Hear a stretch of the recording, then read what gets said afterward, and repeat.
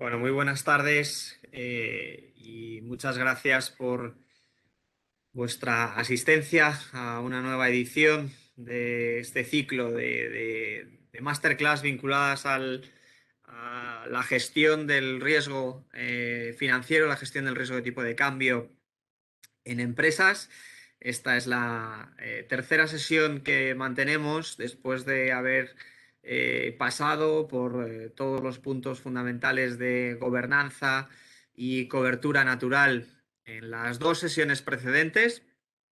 En el día de hoy nos vamos a centrar en el análisis de la situación de Brasil, sirviéndonos de nuestras herramientas de análisis de la evolución del tipo de cambio desde el punto de vista de la toma de decisiones desde el punto de vista de decisiones de la empresa a la hora de valorar la idoneidad de llevar a cabo o no coberturas.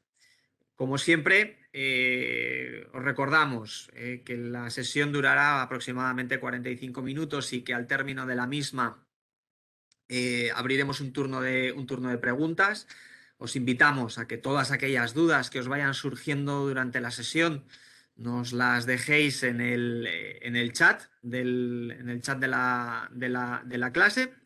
Y recordaros también nuevamente, contáis con nuestras direcciones de correo electrónico para que todas aquellas cuestiones que puedan resultar de vuestro interés, que no se hayan tocado en la sesión o que tengáis una inquietud particular para un tratamiento más extendido en ediciones posteriores, por favor, no dudéis en trasladarnos estas sugerencias, ¿de acuerdo? Bueno, en la sesión de hoy me acompaña, como suele ser habitual, Carlos Díez, nuestro responsable de gestión de riesgos financieros en AFI, y Nereida González, la responsable del análisis del mercado de divisas y economías emergentes de la casa, junto con quien suscribe, Pablo Guijarro, socio del área de Corporate Finance. Insisto, bienvenidos y muchas gracias por vuestra asistencia.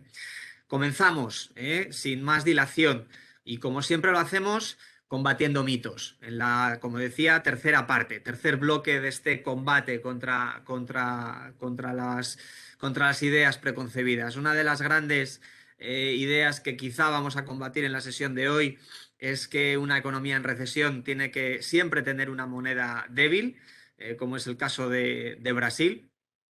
Un segundo mito que vamos a tratar de, no sé si combatir o al menos racionalizar, es que los factores fundamentales son los únicos que explican el comportamiento de una moneda, entendiendo por estos crecimiento del PIB, inflación, balanza por cuenta corriente.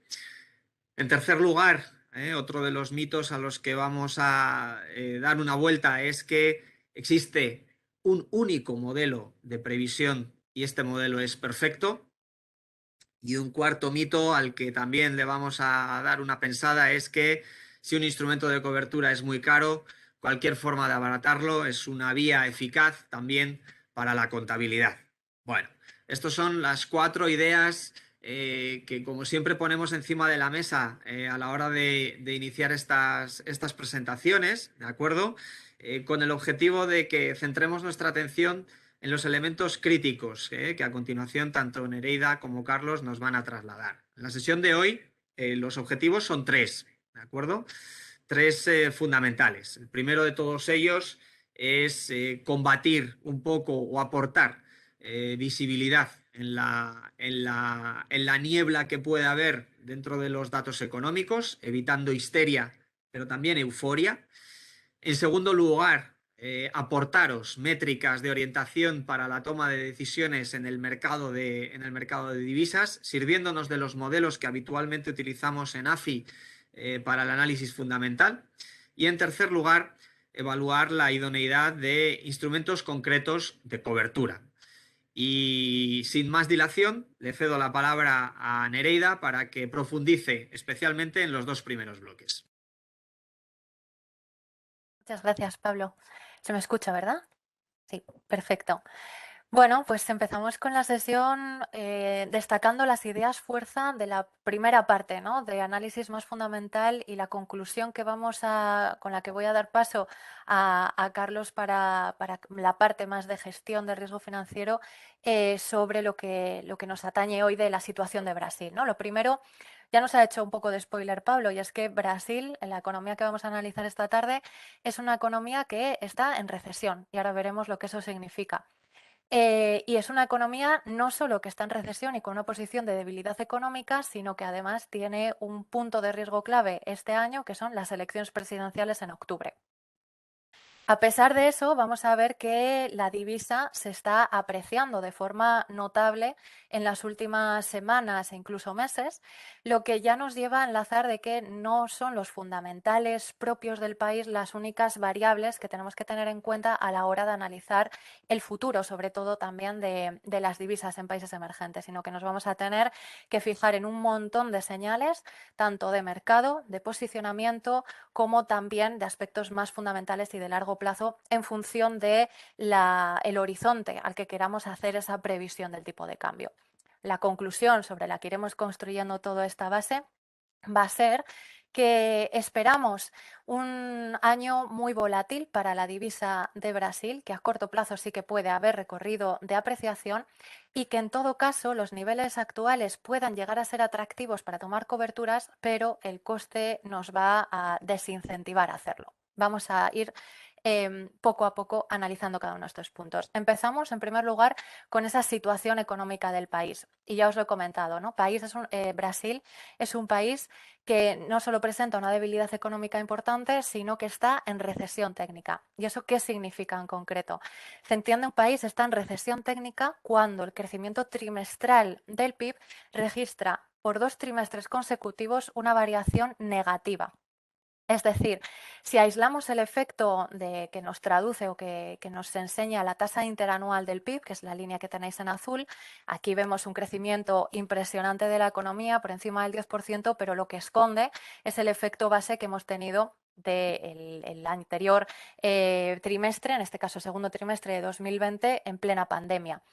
Por lo tanto, tenemos que centrarnos para ver cuál es realmente el pulso de la economía en las tasas trimestrales. Y durante los 2 últimos trimestres para los que tenemos datos, es decir, el segundo trimestre de 2021 y el tercer trimestre de 2021, Brasil registró una tasa de crecimiento negativa y, por tanto, está en recesión técnica.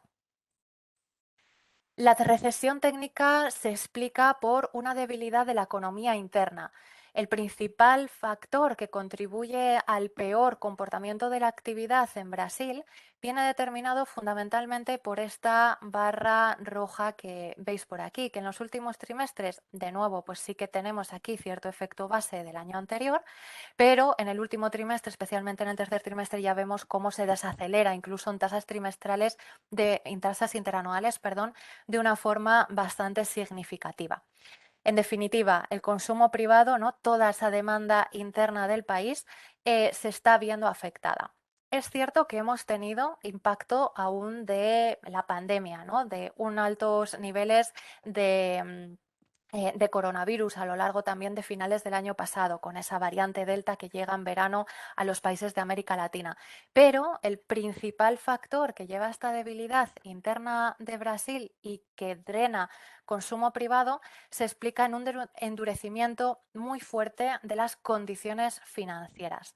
¿Esto qué significa en concreto? A lo largo de 2021, en Brasil hemos tenido un repunte importantísimo de las tasas de inflación que se han duplicado a lo largo del año. Empezamos el año en torno a unas tasas de inflación en torno al objetivo de ese 5%, un 4,5% aproximadamente. Y cerramos el año pasado con una tasa de inflación que rozaba el 11%, un 10,7% de máximas de forma reciente hemos llegado a observar.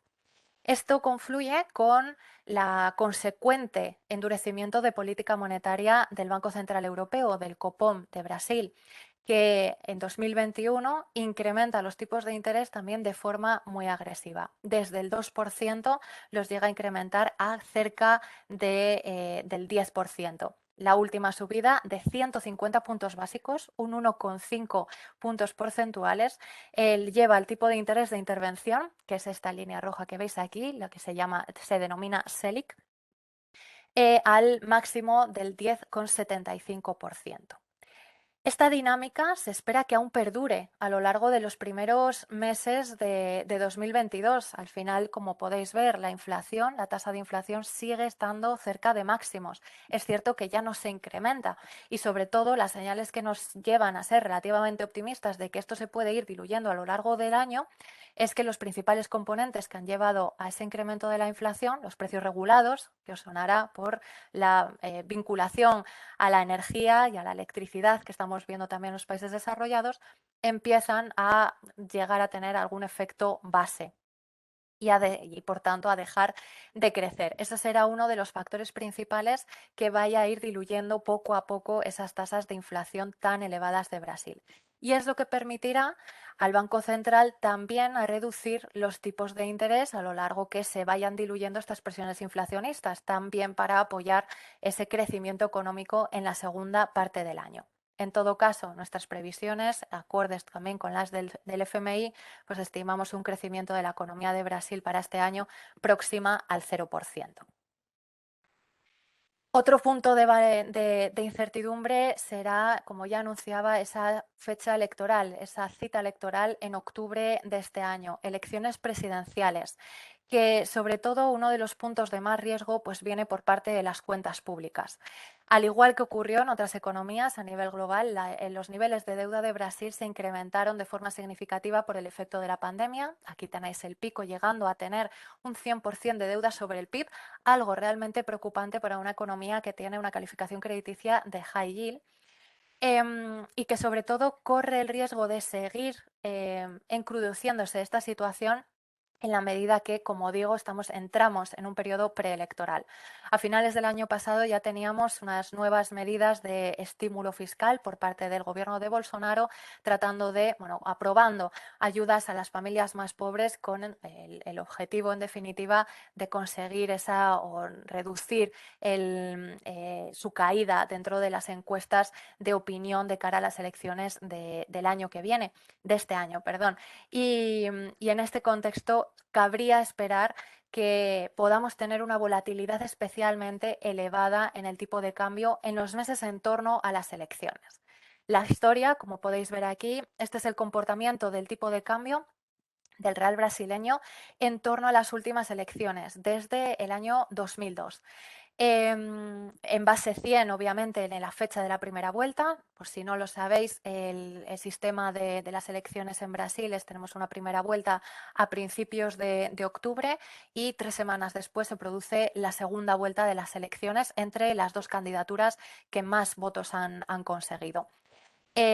Meses previos se registra una volatilidad especialmente elevada, pues tenemos, como podéis ver, de todo tipo de tendencias, tanto directamente una tendencia constantemente de depreciación hasta una depreciación que podemos llegar a tener cierta apreciación del cruce para después volver a depreciarse. O sea, tenemos, digamos, de todo tipo de factores, pero lo que sí que es una constante es que la volatilidad del tipo de cambio es especialmente elevada en torno a periodos electorales y que tiende a incrementarse en torno a 5 y 6 meses previos a, en este caso, la primera vuelta de las elecciones. Teniendo esto en cuenta, pues supongo que vuestra impresión, si hubiéramos evitado los spoilers al principio, pues sería que la divisa pues tendría que estar en una tendencia de depreciación prácticamente segura. Pero lo sorprendente es que no es así. Desde principios de año, hemos tenido una apreciación que se acumula ya casi cerca de un 4% del real, tanto frente al dólar como frente al euro, con un posicionamiento del mercado muy marcado hacia una potencial apreciación de corto plazo del real brasileño. Y eso Se produce, bueno, lo podéis ver, esto lo podemos ver en el posicionamiento especulativo de los inversores. El posicionamiento especulativo lo que se recoge es todas aquellas posiciones de agentes no comerciales, es decir, fondos de inversión, hedge funds, al final, en definitiva, inversores que lo que buscan en el mercado es una rentabilidad financiera y no tanto una posición forzada, por así decirlo, por una decisión comercial, ¿no? Por una operativa de las empresas no financieras, como puede ser el principal ejemplo. Por tanto, aquí lo que se recoge, resumiendo en una línea, pues sería el sentimiento de los grandes hedge funds que están apostando, en este caso, por una apreciación del real. ¿Por qué una apreciación? Porque aquí se recogen las posiciones especulativas netas, es decir, todas aquellas posiciones que están positivas, largas en reales, apostando por una apreciación, menos todas aquellas que están en una posición corta, que estarían apostando por una depreciación. Como podéis ver, desde principios de año, el cierre de posiciones cortas, es decir, el paso de negativo a positivo de esta línea roja, ha sido bastante agresivo y es lo que ha acompañado la apreciación del real brasileño desde máximos de depreciación cercanos casi al 6 reales por dólar al actual ya próximos a 5 reales por dólar. ¿Qué está detrás de este repentino atractivo por Brasil, de una economía, insisto, que está en desrecesión económica, con unos problemas internos potenciales importantes? Pues el principal factor atrayente que están consiguiendo, que está trasladándose en esta apreciación del real, son las estrategias de carry trade. Al final os comentaba que el Banco Central llegó a pasar los tipos del 2% a principios del año pasado, de 2021, a casi el 11% ahora, a febrero de 2022. Eso se traslada en que en los niveles de deuda, en la deuda de Brasil de divisa local, roza el 12% en sus niveles o en su deuda a 10 años. Las estrategias de carry trade lo que suponen es la inversión en este tipo de países con tipos de interés muy elevados, como puede ser Brasil al 12%, con el endeudamiento en un país con tipos de interés más bajos y en principio más estables. Aquí tenéis recogido en el caso del dólar, que probablemente no sea el óptimo. Un óptimo podría ser Japón, probablemente con tipos al cero y que prácticamente se pueden mantener ahí de forma indefinida, ¿no? Pero uno de los más habituales pues puede ser este relativo deuda de Brasil largos, o sea, posición larga en deuda de brasileña frente a una posición corta en deuda de Estados Unidos o del área euro. La rentabilidad o las fuentes de rentabilidad de una estrategia de carry trade viene tanto por el diferencial de tipos que nosotros vamos a devengar, pues un 12% redondeando que podemos tener en Brasil si invertimos en renta fija a 10 años, menos el tipo de interés que podemos estar sufriendo por el préstamo en dólares, por ejemplo, un 2%, por así redondear, más el diferencial de tipos de interés, obviamente. Cuanto más caigan los tipos de interés en Brasil, en el potencial, pues mayor rentabilidad vamos a obtener, mientras que cuanto más suben en Estados Unidos, peor nos va a venir. Más la última pata sería la apreciación, en este caso, de la divisa en la que estamos invertidos, es decir, del real brasileño, ¿no? El principal atractivo de las estrategias de carry trade suele ser principalmente el tipo de interés elevado que nos ofrecen, en este caso, estas divisas. Y es lo que lleva a la atracción de flujos de inversión y que, en consecuencia, pueda suponer una apreciación en este contexto de la divisa de país emergente como es Brasil en este caso. Tenemos que mirar también más pistas de cómo está posicionado el mercado para ver el nerviosismo sobre todo, ¿no? Porque ha tenido una apreciación muy fuerte, pero ¿cómo de duradera puede ser esa apreciación? Bien, pues lo que nos dice es que el mercado está relativamente tranquilo en cuanto a que la apreciación podría llegar a mantenerse a corto plazo, ¿no? Los tipos de interés, en definitiva, siguen estando muy elevados y eso lo vemos también en que los niveles de volatilidad implícita están estables en niveles relativamente reducidos. La volatilidad implícita en las opciones lo que nos está enseñando es el coste de la cobertura vía opciones del riesgo de tipo de cambio, en este caso en el real brasileño.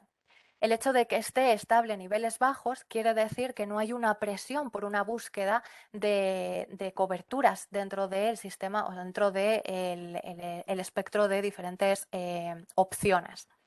Si vemos cuál es el sesgo del mercado, lo podemos ver en torno al risk reversal. El risk reversal es el diferencial de volatilidades implícitas entre las opciones tipo call, es decir, de compra del real, frente a las opciones tipo put, de venta del real. Lo que estamos viendo, o aquí lo que buscamos principalmente, son potenciales cambios de tendencia. Lo que generalmente se observa es que cuando los risk reversal alcanzan unos niveles elevados, tienden, o muy bajos, tienden a llevar a cambios de tendencia en la evolución del cruce. Esto lo vimos, por ejemplo, a principios de 2020. Los RICS reversal repuntaron muy agresivamente buscando esas coberturas de depreciación del real brasileño hasta que llegan a un máximo en el que empiezan a relajarse esa presión de contratación de opciones y por lo tanto acompaña cierta relajación en la tendencia. Lo mismo ocurre en el caso de, bueno, más adelante, a finales de 2020, también en 2021, y ahora lo que tenemos es, bueno, un leve incremento de las posiciones de este risk reversal que, bueno, tendremos que darle tiempo, pero en principio no supone de momento un repunte significativo para que podamos llegar a tener ese cambio de tendencia en el cruce que estamos observando en el más corto plazo. Una vez que analizamos todo lo que tiene relación con el posicionamiento y el sentimiento del mercado, vamos a pasar a aspectos algo más fundamentales, pasando o enlazando con lo que es la fuente de todo esto que hemos comentado, ¿no? Los flujos de inversión. Dentro de los flujos de inversión, lo que nos interesan son los flujos de inversión en cartera. Dentro de la balanza de pagos se diferencian tanto la inversión extranjera directa, que es aquella inversión que tiene un objetivo de permanencia dentro del país, una empresa que se compra una filial, frente a aquellos flujos de inversión en cartera, que serán aquellos más volátiles, es decir, la compra de activos financieros de forma más líquida que nos permite pues casi la posibilidad de hacer trading. Bien, por tanto, si hacemos veis aquí el gráfico tanto de cambios en la evolución de la inversión en cartera como del propio tipo de cambio, que tiene una correlación relativamente elevada. Es decir, cuando tenemos una fuerte entrada de flujos de inversión en cartera, lo ponéis por ejemplo en 2019, los flujos de inversión en cartera que están aquí denominados entran muy fuerte en Brasil, lo que tenemos es una apreciación del tipo de cambio. Veis que está en la escala derecha y que está inversa, siendo negativo, significando el negativo una apreciación del real frente al dólar. Con esto, bueno, lo que hacemos es modelizar los flujos de inversión en cartera, porque es algo más sencillo en principio que modelizar directamente el tipo de cambio. Y así vamos desgranando los pequeños factores que van a marcar la evolución de los tipos de cambio. En este caso, bueno, su modelo es una regresión múltiple y podemos identificar tres factores, aunque dos son los fundamentales, son los de mayor peso, que llevan a esa direccionalidad dentro de los flujos, que llevan a atracción de flujos por parte de Brasil. En concreto son los tipos de interés, tanto en Estados Unidos como en reales, ya lo hemos comentado con esas estrategias de carry trade, y también aparece un tercer componente que sería la evolución de los metales. Brasil no deja de ser un país emergente, exportador de materias primas y, bueno, en este caso Brasil sí que no es gran exportador de metales industriales, pero sí que tiene una exposición importante a materias primas que puede explicar que salga significativo esta variable de metales industriales.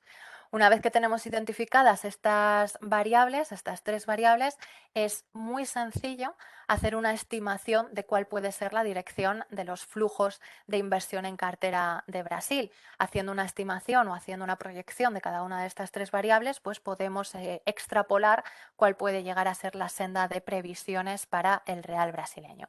En este caso, pues veis aquí nuestra proyección para 2022. Esperamos que los flujos de cartera pues, se sigan recuperando en este entorno de subidas de tipos de interés, de tipos de interés atractivos, lo que acompañará en una apreciación gradual del real frente al dólar. Y Un intermedio sería tratar de modelizar directamente el tipo de cambio.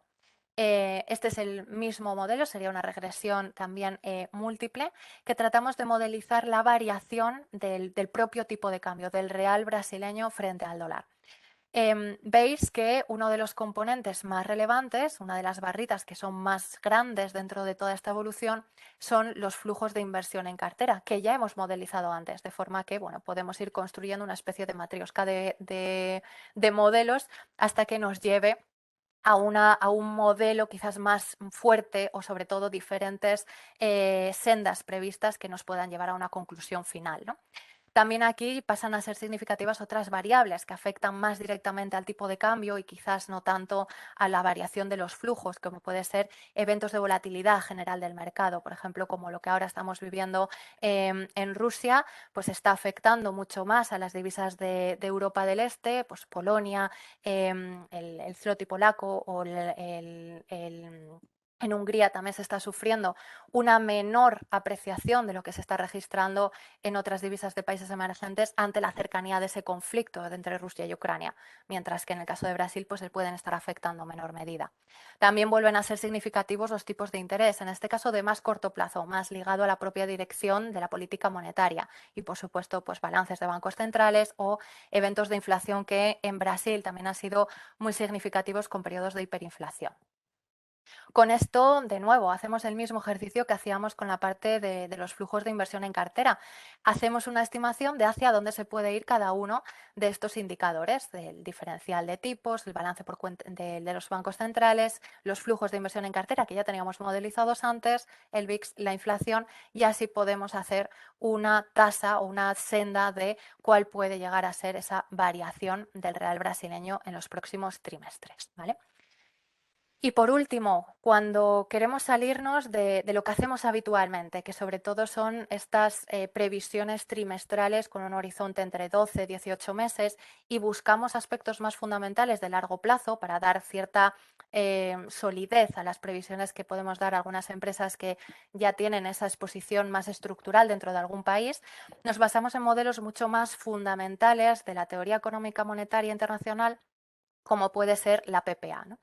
La PPA es se enmarca dentro de esas teorías que dicta que un país con alta inflación debe tener una depreciación de su divisa para poder compensar el poder adquisitivo frente a otro país, ¿no? Por este motivo, tenemos que la PPA estimada para el real brasileño frente al dólar tiene esta tendencia de depreciación, porque la tasa de inflación de Brasil siempre históricamente ha sido mayor de lo que es en Estados Unidos. Incluso ahora que en Estados Unidos la inflación está en un 7,5, en Brasil la tenemos en el 10%. Bien, la evolución reciente del real brasileño pues sufrió esa fuerte depreciación por el efecto de la pandemia y con la reciente apreciación sí que se están corrigiendo la fuerte infravaloración con la que cotizaba hasta finales del año pasado. Se está acercando a los niveles o dentro sobre todo de las bandas de los niveles que se consideran de equilibrio de más largo plazo.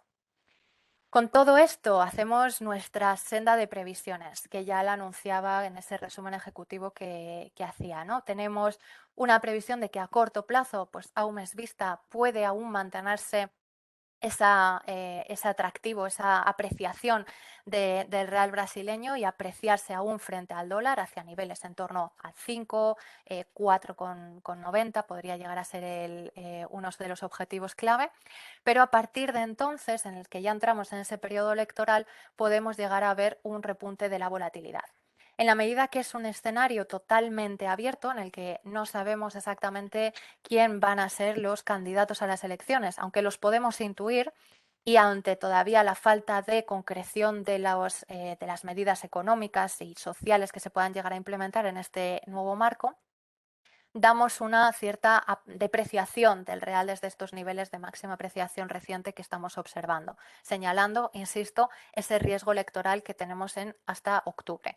Y a partir de entonces, pues lo coherente sería que siguiera manteniendo esa apreciación en un entorno de tipos de interés que empiezan a relajarse, ya un crecimiento más estable en acorde al potencial que ya esperaríamos de cara a 2023 y en adelante. En definitiva, volatilidad, o sea, un año de mucha volatilidad en el caso de Brasil, una economía con unos fundamentales económicos muy débiles, con un crecimiento que se espera en torno al 0% para el conjunto de año y con un periodo electoral inminente que será en este octubre. La reciente apreciación sí que nos lleva a pensar que los niveles empiezan a ser atractivos para cubrir ese riesgo de que se pueda depreciar en el entorno electoral.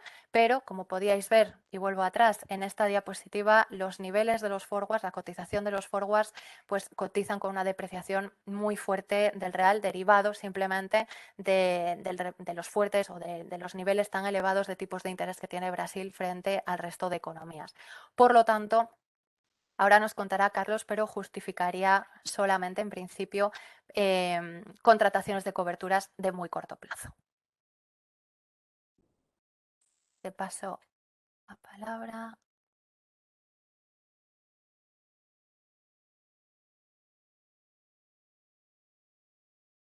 Ay, que ahora no puedo.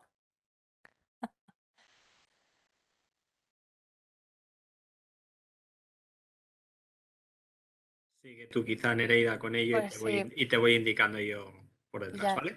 lo siento. Nada, sin problema.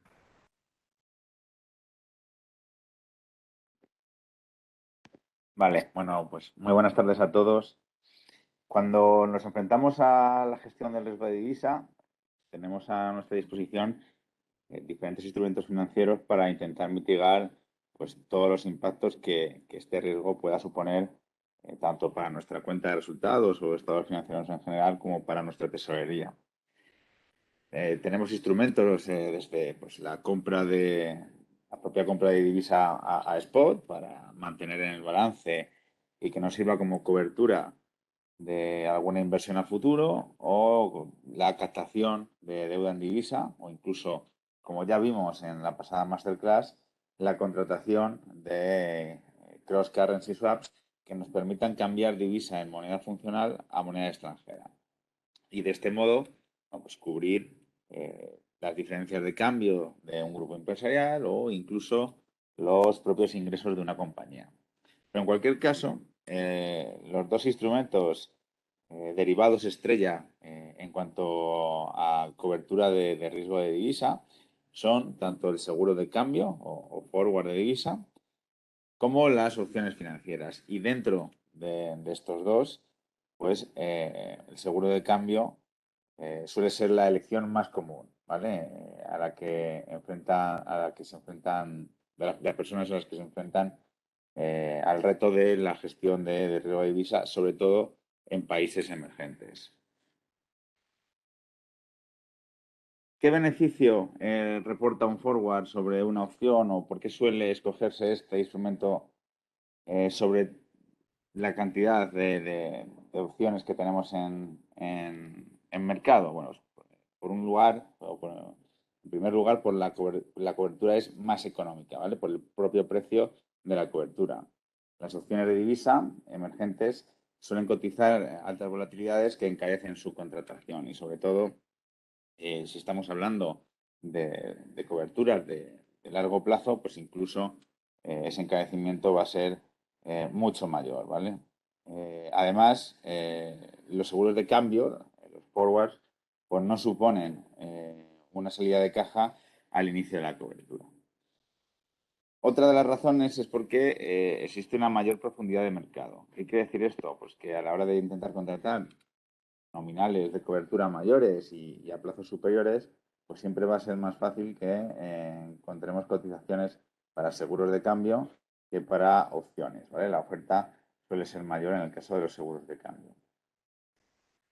Otra ventaja es la propia cotización a descuento que suelen tener estas divisas, ¿vale? Y que pues en el caso de cubrir inversiones, salida de caja o aprovisionamientos en general, pues nos va a permitir fijar un precio más barato ya de antemano y poder estimar ya con ese tipo ya fijado, pues futuras rentabilidades, ¿no?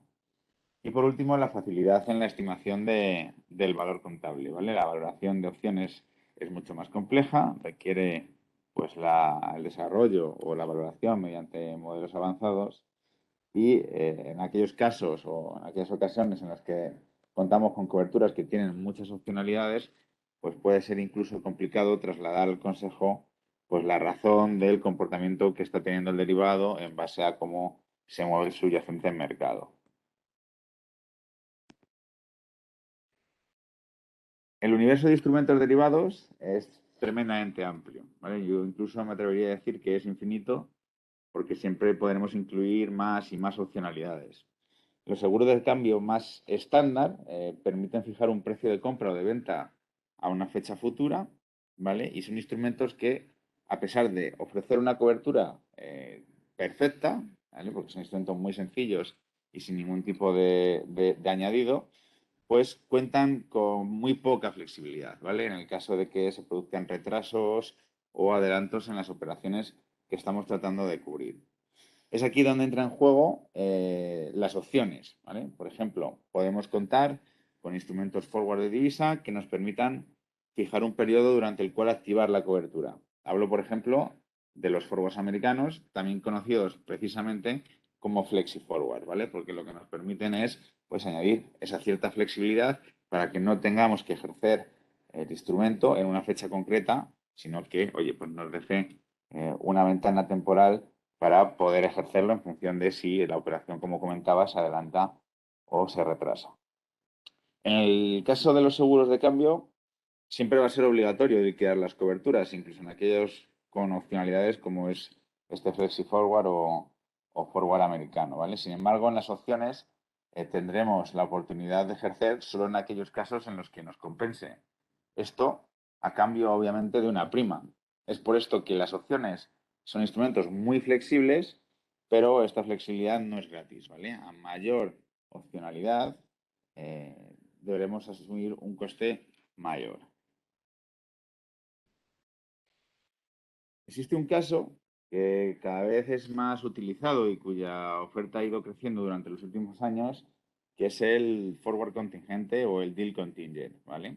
En este caso, este instrumento financiero nos permite asumir el coste de la cobertura solo en aquellos casos en los que la contingencia tenga lugar. Por ejemplo, en operaciones de money con inversiones en moneda distinta a la funcional, donde existen pues, en muchos stages de la operación un nivel de incertidumbre elevado, pero que queremos aprovechar para fijar un precio a la divisa, pues este instrumento puede ser la mejor solución, ya que nos permite cerrar un precio de antemano y si la operación finalmente no sale adelante, pues no será necesario incurrir en ningún coste por la cobertura contratada. Obviamente, tiene un contra que no es menor y es que el precio suele ser muy elevado, sobre todo en comparación con las alternativas menos flexibles como es el seguro de cambio más tradicional.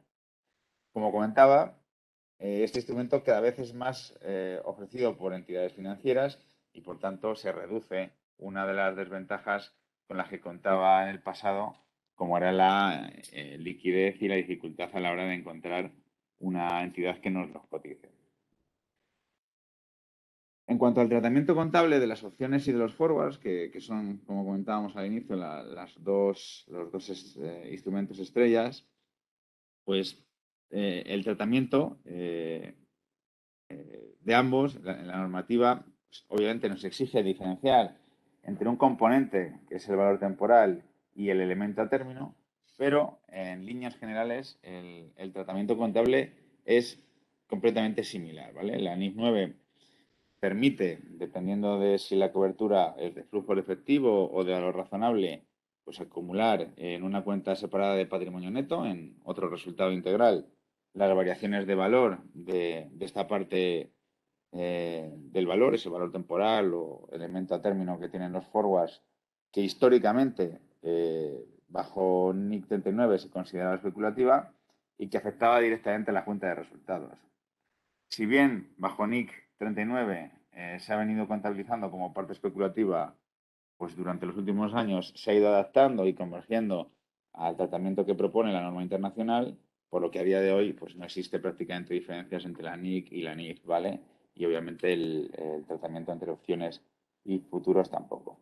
Existe una diferencia entre la contratación de seguros de cambio y opciones. En el caso de las opciones, se puede establecer el strike al que quieres contratar el instrumento de cobertura, lo que puede suponer que las compañías pues decidan coger un strike un poquito más alejado del precio spot del elemento cubierto subyacente, lo que va a suponer pues contratar una opción fuera de dinero, ¿vale? Out of the money, y que su valor temporal pues va a representar un porcentaje mayor del valor de la prima y pues tendremos un componente que no será tanto de cobertura, sino será un pelín más especulativo y que puede afectar a la cuenta de resultados, sobre todo en compañías pues, que operen bajo plan general contable, ¿vale? Y que no se hayan adaptado a este tratamiento de la normativa internacional. Este no es el único caso en el que podemos especular con las opciones. En el caso de la gestión de coberturas en países emergentes, como hemos comentado ya repetidas veces, existe mucha volatilidad y por tanto mucho coste. Puede ser tentador buscar coberturas más baratas mediante la venta de opciones financieras. La venta de opciones no se considera por la normativa contable un instrumento de cobertura. Solo si se combina con la compra de opciones u otros instrumentos derivados, pero siempre de manera combinada, ¿vale? Y siempre debe de tratarse de una opción emitida neta, ¿vale? O sea, siempre tenemos que tener una posición compradora de la opción y no estar obteniendo un beneficio, ¿vale? Con la compra y venta de opciones. En la práctica, incluso siendo opciones emitidas netas, nos hemos encontrado con casos donde los auditores no consideran que sean instrumentos de cobertura, ya que son instrumentos que cuentan con pues, barreras desactivantes o bonificaciones similares que no protegen del riesgo objetivo a la compañía justo en aquellos momentos en los que más lo necesita. Por tanto, no solo hay que tener en cuenta este parrafito de la norma donde se indica que las opciones vendidas no son instrumentos de cobertura, sino que además hay que tener claro el funcionamiento del instrumento, ¿vale? Para poder defender frente a auditores que efectivamente, bueno, pues es un instrumento que nos está generando cobertura. Como resumen de los instrumentos, pues los seguros de cambio más tradicionales, instrumentos muy poco flexibles o poco flexibles, pero que por contra son baratos, sencillos de usar y fáciles de considerar como instrumentos de cobertura. En cuanto nos movemos a instrumentos con mayores opcionalidades o propias opciones financieras, encontramos muchísima más flexibilidad, pero un coste superior, obviamente, por el pago de esta opcionalidad. No tenemos la obligación de ejercer si el mercado pues, nos beneficiase.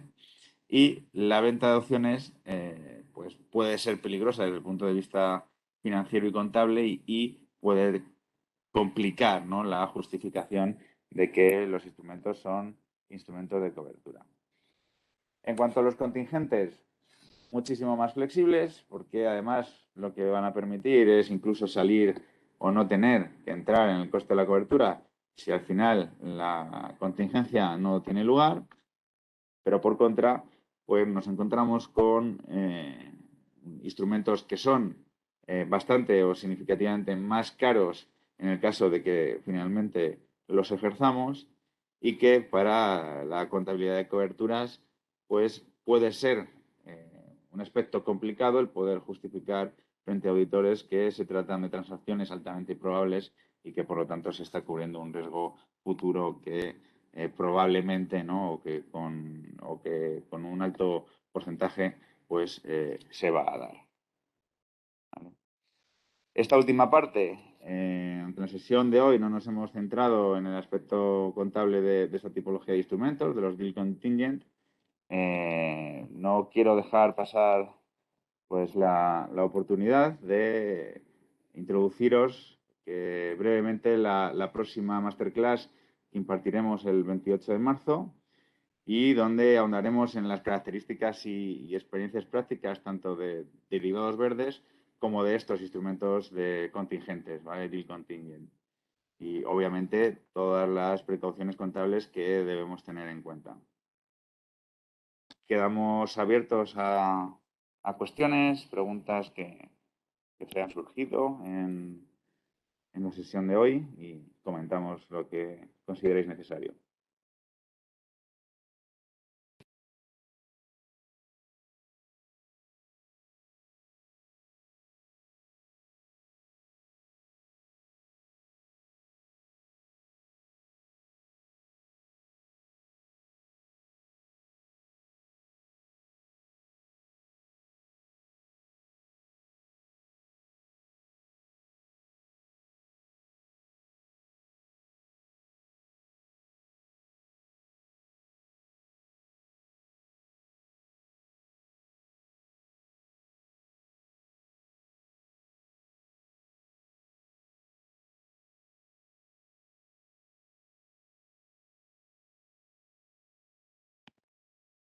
Vale, Fernando, veo que ya has comentado o has escrito una cuestión.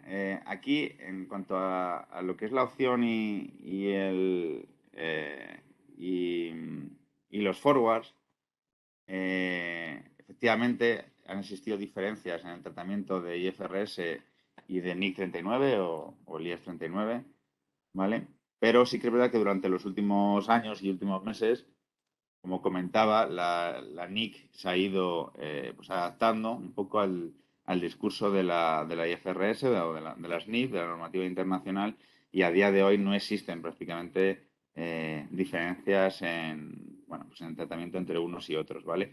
Y efectivamente, pues tanto en el caso de las opciones con el valor temporal como de los forward con el elemento a término, hay ocasiones en las que se pueden considerar, ¿vale?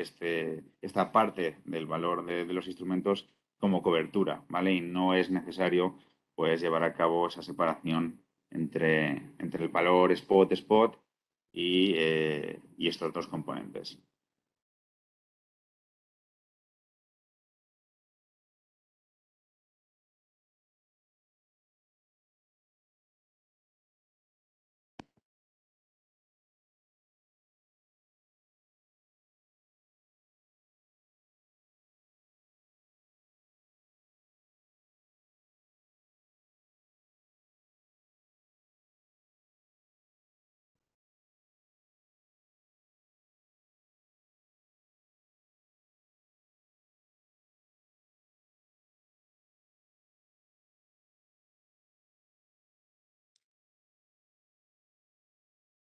Bueno, pues no sé si tenéis más preguntas, si no es el caso. Ahí, perfecto, muy bien, estupendo. Pues nada, Carlos, percuten. Gracias, Fernando.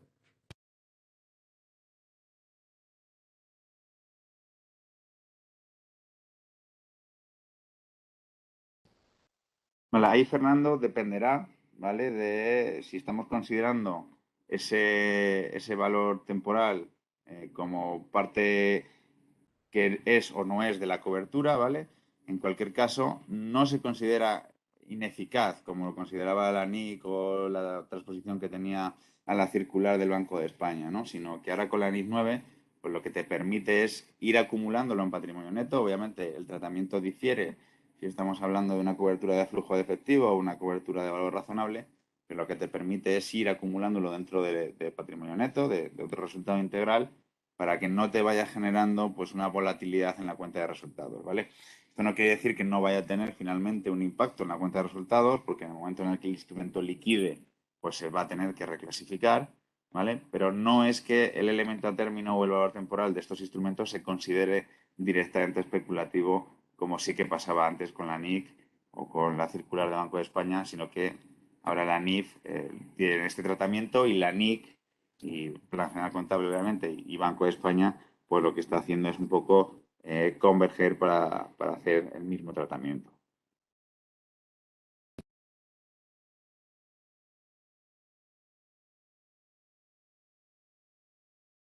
Así que veo que hay también preguntas del tema de la PPA que mencionaba antes Leonardo.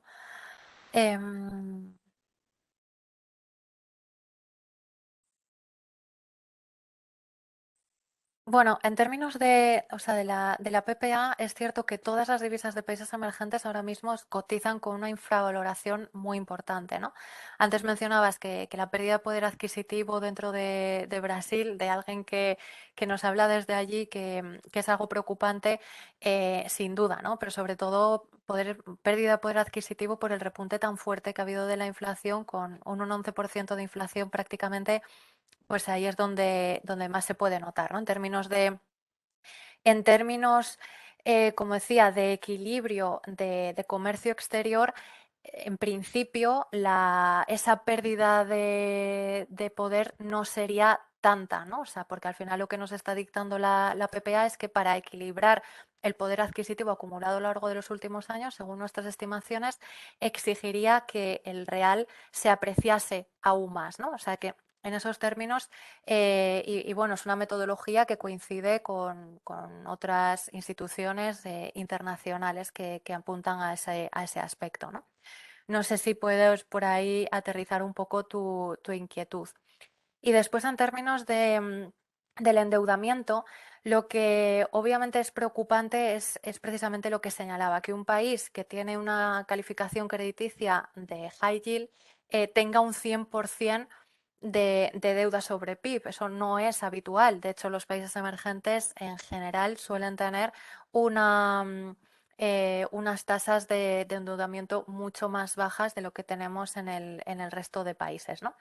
Dicho esto, no es excesivamente preocupante, teniendo en cuenta que Brasil tiene un mercado de deuda local relativamente amplio, es decir, que su deuda en divisa extranjera es muy reducida. Por lo tanto, reduce bastante los riesgos que pueda existir, pues, en un año como este, ¿no? En el que empezamos a tener a la Reserva Federal subiendo tipos de interés, que eso siempre suele llevar a cierta fricción en los flujos, ¿no?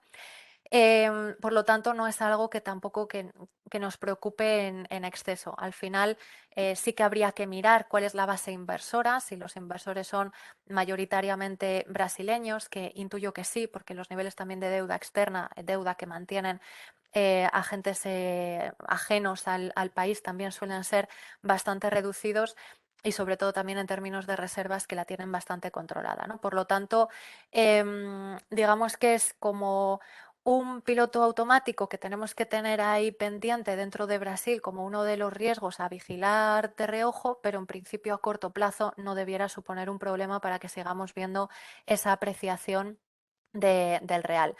Lo que no sabemos es qué va a pasar en caso de que se confirme el gobierno actual o que haya un cambio de gobierno a partir de octubre. Ahí entramos en un escenario que puede pasar, digamos, que casi todo con la deuda, ¿no? Que se vuelva a mantener esa sostenibilidad de la deuda que se había aprobado también a finales pues, de hace un par de años o tres, de limitar el incremento del gasto para no comprometer esa sostenibilidad de la deuda y demás, que se saltó con el periodo de la pandemia. Pero bueno, en principio todo indica que no debiera ser un grave problema dentro de Brasil.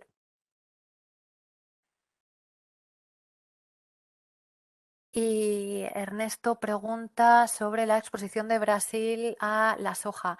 Brasil es el principal exportador de azúcar, ¿no? O sea, sí que tiene mucha exposición a materias primas agrícolas. Entonces, bueno, todo el entorno de subida de precios de materias primas en agrícolas es en principio más limitado. Es decir, al ser precios internos, no se incrementa por el efecto también del tipo de cambio que les pueda penalizar en exceso, ¿no? Es decir, que el repunte de inflación que han tenido podría haber sido peor. No sé si es un poco consuelo o no. Pero lo que también es positivo es, en estos términos ya de balanza por cuenta corriente, es que efectivamente es una entrada también de flujos de inversión, que potencia también la parte, digamos, la fortaleza del volumen de reservas, y también contribuye a una mejor, en principio, una recuperación mejor del real. En todo caso, siendo principal productor, exportador de azúcar y de alguna materia agrícola más, no es tan significativo dentro del PIB, ¿vale? Por lo tanto, tampoco existe una correlación especialmente elevada entre el precio de estas materias primas y el real brasileño, ¿no? Como podemos pensar en el cobre con el peso chileno o en el, no sé, el petróleo con la corona noruega o incluso con el rublo, ¿vale? La exposición de Brasil a estas materias primas no es tan significativa en ese aspecto. Gracias a ti, Leonardo.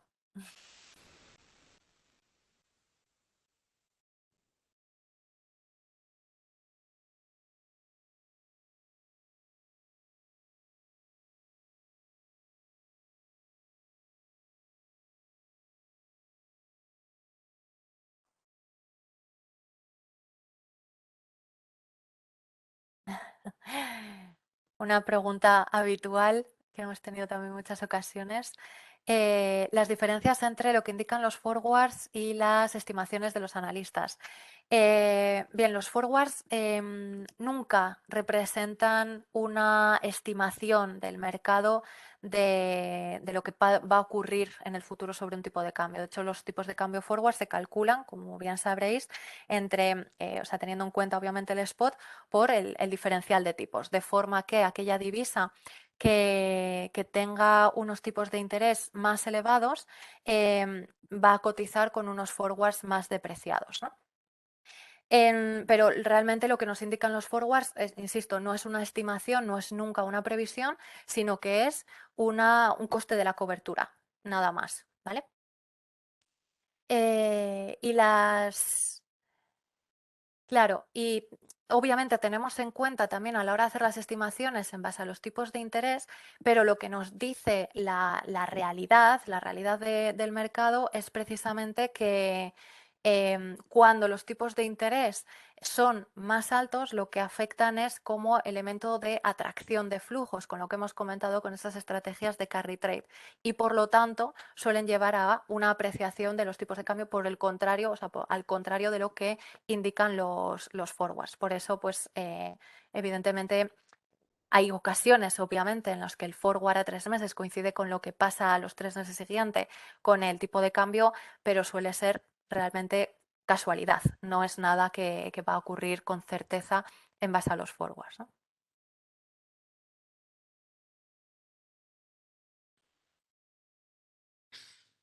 Bueno, pues vamos a concluir con esta última pregunta que respondía Nereida. En nombre de los tres, os doy las gracias por vuestro interés, por vuestra participación y por vuestra asistencia.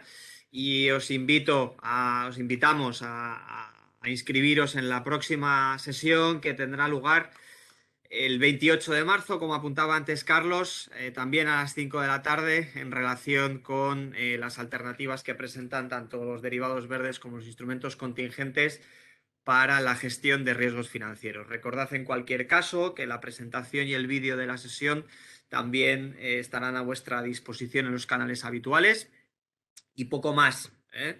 Esperamos que sigáis todos bien y hasta la próxima. Recibid un cordial saludo.